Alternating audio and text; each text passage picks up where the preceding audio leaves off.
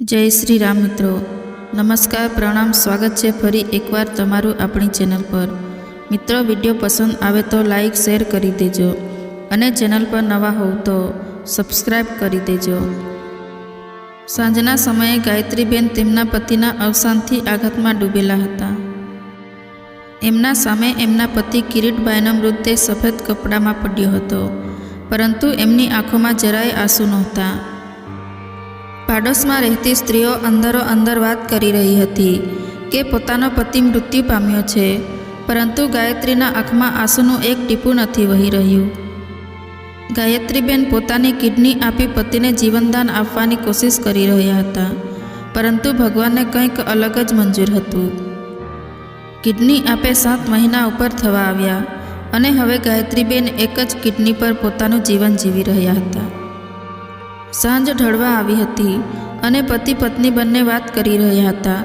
કિરીટભાઈ બોલ્યા, ગાયત્રી, આજે તબિયત સારી નથી લાગતી, લાગે છે યમરાજ મને લેવા આવી રહ્યા છે। ગાયત્રીબેન બોલ્યા, તમે આવું શું કામ બોલો છો? તમારા પહેલાં તો મારે જવાનું છે। તમારે તો હજુ આપણા 3 દીકરાના લગ્ન જોવાના છે, પૌત્ર પૌત્રી રમાડવાના છે। કિરીટભાઈ ગાયત્રીબેનનો હાથ પકડી બોલ્યા, એ બધું બરાબર છે, પણ ભગવાનની મરજી સામે આપણું ક્યાં કશું ચાલે છે, અને એક દિવસ તો બધાએ જવાનું જ છે। ગાયત્રીબેન બોલ્યા, તમે આ બધી વાતો બંધ કરો અને આરામ કરો, હું જમવાનું બનાવી દઉં છું। ગાયત્રીબેનને 3 દીકરા હતા। દેવેન્દ્ર ઘરનો મોટો દીકરો, ગૌતમ વચોટ અને સંદીપ સૌથી નાનો દીકરો હતો। ગાયત્રીબેન રસોઈ બનાવી રહ્યા હતા અને રસોઈ તૈયાર થતાં કિરીટભાઈને જમવા માટે બોલાવવા ગયા। 3 દીકરા બાજુના રૂમમાં હતા, ટીવી જોઈ રહ્યા હતા। ગાયત્રીબેન જેવા કિરીટભાઈને જમવા ઉઠાડવા ગયા, ત્યાં એમણે એવું જોયું કે એમના હોશ ઉડી ગયા। કિરીટભાઈનું શરીર ઠંડુ પડી ચૂક્યું હતું અને એ હંમેશા માટે ચીર નિંદ્રામાં પોઢી ચૂક્યા હતા। એમના અચાનક થયેલા મૃત્યુથી ગાયત્રીબેન આઘાતમાં સરી પડ્યા હતા। બાજુના રૂમમાંથી 3 દીકરા આવ્યા અને એમના મમ્મીને કિરીટભાઈના છાતી પર માથું નાખીને પડેલા જોઈ 3 દીકરા આશ્ચર્યમાં પડી ગયા। મોટો દીકરો દેવેન્દ્ર સમજદાર હતો, એને ખ્યાલ આવી ગયો કે શું થયું છે। એ રડતો રડતો પાડોશમાંથી રહેતા લોકોને બોલાવી લાવ્યો અને બધું જણાવ્યું। પાડોશમાં રહેતા બધા અંતિમ સંસ્કાર માટે વ્યવસ્થા કરવા લાગ્યા અને એમના સગા સંબંધીઓને પણ બોલાવી લીધા, પરંતુ ગાયત્રીબેનને જરાય હોશ નહોતો। એ મૂંગા મોઢે એકી ટસે બધું જોઈ રહ્યા હતા। એમના આંખોમાં એક આંસુ નહોતું, કારણ કે જે પણ બન્યું એ ગાયત્રીબેન માટે ખૂબ આઘાતજનક હતું। એમના આઘાતમાં સરી પડવું યોગ્ય પણ હતું, કારણ કે કિરીટભાઈ સાથે સાંજે જે રીતે એમની વાત થઈ એ પછી અચાનક જ આવું બન્યું હતું। દેવેન્દ્ર સમજદાર હતો, પણ એના નાના ભાઈ હજુ એટલું નહોતા સમજી શકતા કે ખરેખર શું બન્યું છે। બંને ભાઈ મોટા ભાઈને દેવેન્દ્રને પૂછી રહ્યા હતા કે પપ્પાને શું થયું છે। બધી સ્ત્રીઓ જ્યારે વાતો કરી રહી હતી કે કેવી પત્ની છે, પોતાનો પતિ મૃત્યુ પામ્યો છે, પરંતુ એના આંખમાં એક આંસુનું ટીપું નથી। એવામાં દવાખાનામાં કામ કરતા એક બેન બોલ્યા, ગાયત્રીબેનનું રડવું જરૂરી છે, જો એ નહીં રડે તો ભવિષ્યમાં એમને હાર્ટ એટેકનો પ્રોબ્લેમ થઈ શકે છે। આ વાત મોટો દીકરો સાંભળી ગયો અને એ તરત એના મમ્મી પાસે પહોંચી એમને ભેટીને રડવા લાગ્યો। દીકરાના રુદનનો અવાજ સાંભળીને ગાયત્રીબેન હોશમાં આવી ગયા અને ત્યારબાદ એ એટલું રડ્યા કે ત્યાં ઊભેલા દરેકના હૃદય ધ્રુજી ઉઠ્યા હતા। બધા કિરીટભાઈને અંતિમ સંસ્કાર માટે લઈ જવા લાગ્યા અને મોટા દીકરા દ્વારા એમનો અંતિમ સંસ્કાર થયો। ગાયત્રીબેનના જીવનના પડકાર હજુ હવે શરૂ થવાના હતા, કારણ કે એક સાથે 3 દીકરાને મા બાપ બંનેનો પ્રેમ આપી મોટા કરવાની, એમને ભણાવવાની અને એમનું જીવન સુધારવાની પૂરી જવાબદારી એમના એકલા માથે હતી। જ્યારે દુઃખ પડે અને સાથની જરૂર હોય ત્યારે લોકો તો માત્ર સલાહ આપે છે, સાથ ક્યારેય નથી આપતા। ગાયત્રીબેનના 2 દિયર હતા, બંને સારી નોકરી કરતા હતા, સુખી હતા અને રૂપિયાની કોઈ કમી નહોતી, પરંતુ ગાયત્રીબેનને ક્યારેય 1 રૂપિયાની મદદ નહોતા કરતા। ગાયત્રીબેન પણ નક્કી કરી ચૂક્યા હતા કે એકલા હાથે ત્રણેય દીકરાને ભણાવી સારું જીવન આપવાનો પૂરો પ્રયાસ કરશે. પતિના અવસાન બાદ ગાયત્રીબેન પોતાનું જીવન ઠાળે પાડવાનો પ્રયાસ કરી રહ્યા હતા. સવારે ત્રણેય દીકરાઓને સ્કૂલ માટે તૈયાર કરી નાસ્તો કરાવી હોસ્ટેલમાં જમવાનું બનાવવા જતા અને ત્યારબાદ બપોરથી સાંજ સુધી નજીકમાં સીવણકામ કરવા જતા. પોતાના ત્રણેય દીકરાઓના સારા ભણતર માટે એમણે પોતાના શરીર સામે ધ્યાન આપવું પણ છોડી દીધું. પોતે વધ્યું ઘટ્યું જમી લેતા, પરંતુ એમના ત્રણેય દીકરાઓને ભરપેટ ભોજન કરાવતા. આ રીતે ગાયત્રીબેનના દિવસો વીતી રહ્યા હતા અને એમના દીકરાના સારા ભવિષ્ય માટે એ ખૂબ મહેનત કરી રહ્યા હતા. સમય વીતતો ગયો અને ગાયત્રીબેને એમની મહેનતથી ત્રણેય દીકરાઓનો અભ્યાસ પૂરો કરાવી સારી નોકરી લાયક બનાવી દીધા. પરંતુ વધુ પડતા કામના લીધે દિવસે દિવસે એમનું શરીર ખૂબ કમજોર બનતું ગયું અને એમના ચહેરા પર કરચેલીઓ દેખાવા લાગી. અભ્યાસ પૂરો થતાં જ મોટો દીકરો દેવેન્દ્ર પ્રાઇવેટ કંપનીમાં નોકરી લાગી ગયો અને ગૌતમ બસ કંડક્ટર તરીકે કામ કરતો થઈ ગયો. નાનો દીકરો સંદીપ હતો, જે હજુ કોલેજ કરી રહ્યો હતો અને બે મોટા ભાઈઓના લીધે સારું જીવન જીવી રહ્યો હતો. ગાયત્રીબેનના બે દીકરા નોકરી કરતા થઈ ગયા, પરંતુ એમના જીવનમાં હજુ શાંતિ નહોતી. મોટો દીકરો દેવેન્દ્ર પોતાના બોસની દીકરીને પ્રેમ કરતો હતો અને એના સાથે લગ્ન કરવા માંગતો હતો. એક દિવસ એણે એના મમ્મીને એ વિશે વાત કરી. ત્યારે ગાયત્રીબેન બોલ્યા, બેટા, તને કોઈ છોકરી પસંદ છે એ તો ખુશીની વાત છે. આખરે તારે જ એના સાથે જીવન વિતાવવાનું છે. મમ્મીની સહમતિ મળતા બોસની દીકરી ઈશિતા સાથે સગાઈ થતાં લગ્ન વિશે વાત થઈ. દેવેન્દ્રના બોસ તો એમની દીકરીની પસંદ અને લગ્ન માટે ખુશ હતા, કારણ કે ઈશિતા તેમની એકની એક લાડકી દીકરી હતી. દેવેન્દ્ર અને ઈશિતાના લગ્ન થયા અને ગાયત્રીબેનને મનમાં હાશકારો થયો કે હવે એમના જીવનમાં શાંતિ મળશે. પરંતુ એમના ભાગ્યમાં જાણે ભગવાને કોઈ સુખના દિવસો લખ્યા જ નહોતા એવું લાગી રહ્યું હતું. ઈશિતા મોડર્ન છોકરી હતી અને એના સાસુના પહેરવેશથી એને ઘણી ચીડ થતી હતી, કારણ કે ગાયત્રીબેન એકદમ સાદગીભર્યું જીવન જીવતા હતા અને ઈશિતાને એ જરાય નહોતું ગમતું. ઘરમાં વહુ આવ્યા બાદ પણ ગાયત્રીબેનને ઘરના કામમાં શાંતિ નહોતી મળી. ઉપરથી એમનું કામ વધી ગયું હતું. લગ્ન બાદ ઈશિતા પણ દેવેન્દ્ર સાથે ઓફિસ ચાલી જતી અને ગાયત્રીબેન એકલા આખા ઘરનું કામ કરી સીવણકામ કરવા જતા. દીકરાના નોકરી લગાવવાથી કે એના લગ્ન થવાથી એમના જીવનમાં કોઈ પણ પરિવર્તન ન આવ્યું.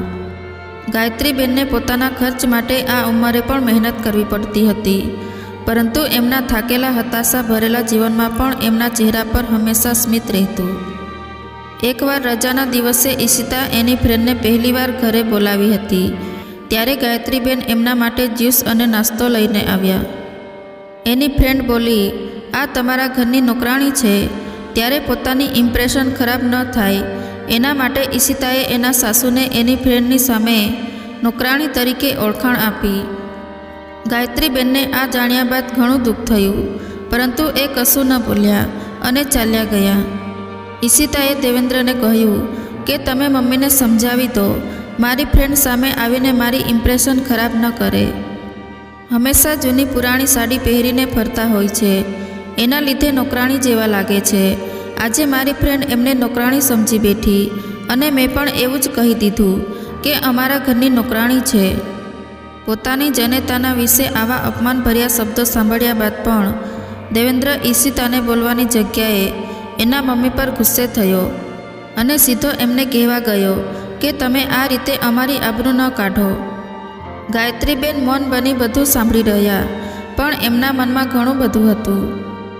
એમના સામે બધા દ્રશ્યો તાજા થઈ ગયા હતા, જેમાં એમણે પોતાના દીકરાઓ માટે પોતાનું આખું જીવન ન્યોછાવર કરી નાખ્યું હતું. અત્યાર સુધી તેમણે પોતાની તબિયતની પણ જરાય ચિંતા ન કરી. દીકરાઓનું ભવિષ્ય સારું બનાવ્યું અને હવે એ જ દીકરો એની પત્ની તરફ બોલી રહ્યો છે. દેવેન્દ્ર બોલીને ચાલ્યો ગયો. ત્યારબાદ ગાયત્રીબેન ખૂબ રડ્યા. એમનું દુઃખ અસહ્ય બની રહ્યું હતું. આ બધું સહન કરતાં એમના દિવસો વીતી રહ્યા હતા અને વચલો દીકરો ગૌતમ લવ મેરેજ કરીને વહુ લઈ આવ્યો. ગાયત્રીબેન માટે તો એ પણ ખુશીની વાત હતી કે દીકરો એની પસંદ પ્રમાણે જીવનસાથી લાવ્યો છે. એમના મનમાં ફરી એક આશા જાગી કે આ નવી વહુ તો એમની મદદ કરશે અને સાથ આપશે. ઘરના કામમાં એમને થોડી રાહત મળશે. પરંતુ એમની વચલી વહુ પિનલ તો ઈશિતા કરતાં પણ વધારે ખરાબ નીકળી. ઈશિતા તો ઓફિસ જતી અને ઘરના કામમાં ક્યારેય મદદ ન કરતી, પણ પિનલ તો ઘરે રહેતી છતાં ઘરનું એક કામ ન કરતી. ઉપરથી એના સાસુ પર ઓર્ડર ચલાવતી. ગાયત્રીબેન હંમેશા ઝઘડા કંકાસથી દૂર રહેતા, એટલે એ ક્યારેય કોઈ પણ ફરિયાદ પણ ન કરતા. એ તકલીફ સહન કરી લેવા તૈયાર હતા, પણ ઘરમાં શાંતિ બની રહે એ એમના મહત્ત્વનું હતું. ગૌતમના લગ્નને 2 મહિના થયા અને પિનલ અલગ રહેવા માટે જીદ કરવા લાગી. ગૌતમ એના મમ્મીને બધી વાત કરી અને ગાયત્રીબેન બોલ્યા, બેટા, હું તો હવે વધારે નથી જીવવાની. મારે તો બસ મારા દીકરા મારા સાથે રહે એટલું ઘણું છે. છતાં તારી પત્નીને અહીં ન ફાવતું હોય તો તમે અલગ થઈ શકો છો. હું તમારા પર કોઈ બંધન નહીં રાખું. ગૌતમ અને પિનલ અલગ રહેવા ચાલ્યા ગયા, જેથી એમના મમ્મીની જવાબદારીથી છૂટી શકે. કારણ કે હવે ગાયત્રીબેન બીમાર રહેવા લાગ્યા હતા અને પિનલ સમજી ગઈ કે વધારે બીમાર પડશે અને ઘરમાં રહીશું તો દવા ખર્ચ આપવો પડશે, એમની સેવા કરવી પડશે. પોતાના દિયર દેરાણીને જ લગ્નના 2 મહિના બાદ ઘર છોડી ચાલ્યા જતા ઈશિતાને પણ થયું કે હવે સાસુની બધી જવાબદારી એમના માથે આવશે, તો એ પણ અલગ રહેવાનું નક્કી કરે છે. દેવેન્દ્ર એના સસરાની મદદ દ્વારા નવો ફ્લેટ ખરીદી મમ્મીને વાત કરે છે કે હું ને ઈશિતા હવે નવા ફ્લેટમાં શિફ્ટ થઈ જવાના છે.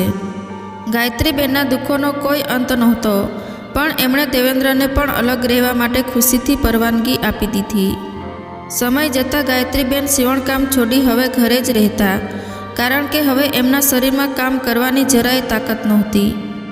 છેલ્લો દીકરો સંદીપ ખોટી સંગતમાં આવતા હંમેશા બહાર રહેતો અને મોજશોખ પાર્ટીમાં પૈસા ઉડાડતો. સંદીપ એટલી હદે ખરાબ થઈ ચૂક્યો હતો કે એક દિવસ એના મમ્મીના ઘરેણાં વેચી નાખ્યા અને નવું બાઇક ખરીદી લાવ્યો. ગાયત્રીબેન પાસે જે થોડું ઘણું બેંક બેલેન્સ હતું એમાંથી ઘર ચાલી રહ્યું હતું, સાથે એમના દવાના ખર્ચ પણ એમાંથી જ કાઢી રહ્યા હતા. 2 દીકરા ઘણું કમાતા હતા, પણ એમની સગીમાં એમની જનેતા જેમણે એમના માટે આટલા દુઃખ સહન કર્યા, એમના માટે ન તો એમના પાસે સમય હતો ન રૂપિયા હતા. પરંતુ ભગવાન કોઈને નથી છોડતા. કર્મોના ફળ તો અહીં જ ભોગવવા જ પડે છે.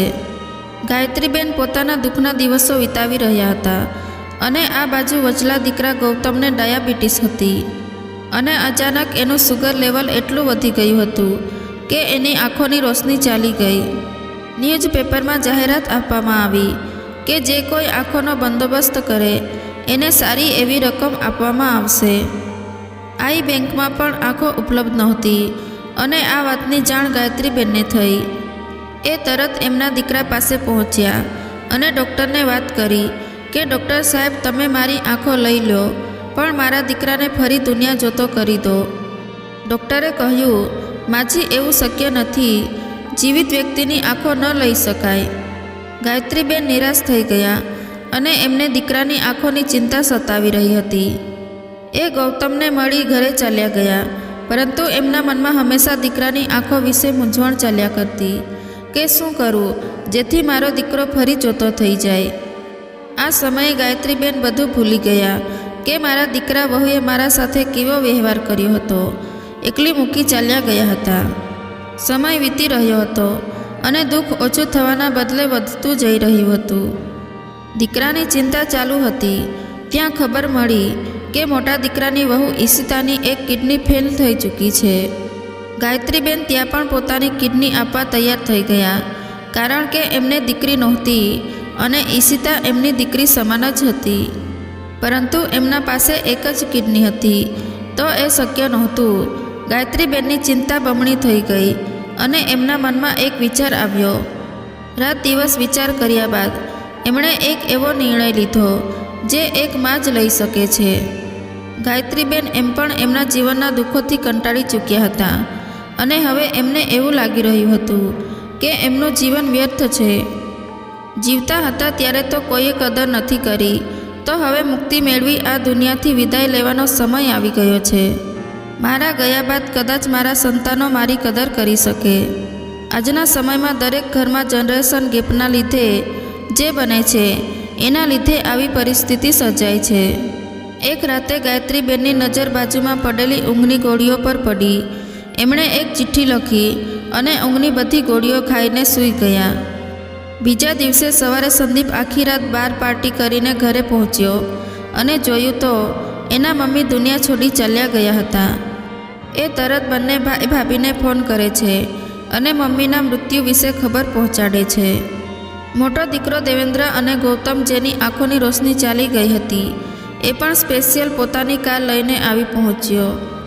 ગાયત્રીબેનના અવસાન બાદ બધા ત્યાં જ હાજર હતા અને કિડનીનો પ્રોબ્લેમ હોવા છતાં ઈશિતા પણ આવી હતી. દેવેન્દ્રની નજર બાજુના ટેબલ પર પડેલી ચિઠ્ઠી પર પડી. એને વાંચવાનું શરૂ કર્યું.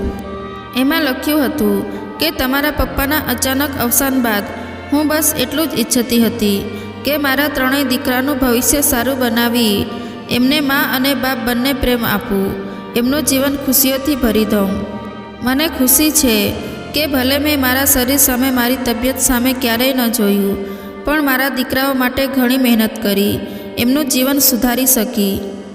જીવનના છેલ્લા ક્ષણોમાં જ્યારે મને એમના સાથની જરૂર હતી ત્યારે એ બધા મને એકલી મૂકી ચાલ્યા ગયા, પણ મને એનું કોઈ દુઃખ નથી. મા તરીકે હું મારું છેલ્લું કર્તવ્ય પૂરું કરવા માગું છું, જેથી બની શકે કે મારા સંતાનો મારી કદર કરે, મને યાદ કરે. મારા મૃત્યુ બાદ મારી બંને આંખો મારા દીકરાને આપી દેવામાં આવે અને મારી એક કિડની મારી મોટી વહુને આપી દેવામાં આવે, જેથી એ બંને એમનું જીવન સારી રીતે જીવી શકે. ચિઠ્ઠી વાંચતા જ દેવેન્દ્રની આંખો આંસુથી છલકાઈ ગઈ અને એ ધ્રુસકે ધ્રુસકે રડવા લાગ્યો. મોટા ભાઈને જોઈને સંદીપ અને ગૌતમ પણ રડી પડ્યા. એમના આંસુમાં એમની સગી મા સાથે કરેલા અન્યાયનો પસ્તાવો દેખાઈ રહ્યો હતો. આવા સમયે પણ ઈશિતા બોલી કે કિડની આપવાની કીધી, એમાં શું નવાઈ છે? એમ પણ એમનું જીવન હવે હતું જ કેટલું કે કોઈ ઉપકાર કર્યો છે. દેવેન્દ્ર ઈશિતાના ગાલ પર તમાચો મારવા જઈ રહ્યો હતો કે પિનલ એમને રોકી લે છે, કારણ કે એ એમ પણ કમજોર હતી. ગાયત્રીબેનના અવસાન બાદ એમની બંને આંખો એમના દીકરા ગૌતમને આપવામાં આવી અને એમની કિડની ઈશિતાને આપી દેવામાં આવી. ગાયત્રીબેન એમના છેલ્લા શ્વાસ સુધી પોતાના પરિવાર માટે બલિદાન આપતા ગયા. મિત્રો, મા બાપ જીવે છે ત્યાં સુધી એમના સાથે રહો, એમની સેવા કરો, કારણ કે પછી એવું ન બને કે આપણા પ્રેમ આપણા સાથ માટે તરસતા રહે અને સમય જતાં પસ્તાવો કર્યા સિવાય આપણા પાસે કોઈ વિકલ્પ ન રહે. મા બાપની કદર જાણવી હોય તો એ લોકોને પૂછો જેના મા બાપ નથી, જેમને મા બાપનો પ્રેમ નથી મળ્યો. તો મિત્રો, વિડીયો પસંદ આવ્યો હોય તો લાઈક શેર કરી દેજો અને ચેનલ પર નવા હોવ તો સબસ્ક્રાઈબ કરી લેજો. ધન્યવાદ.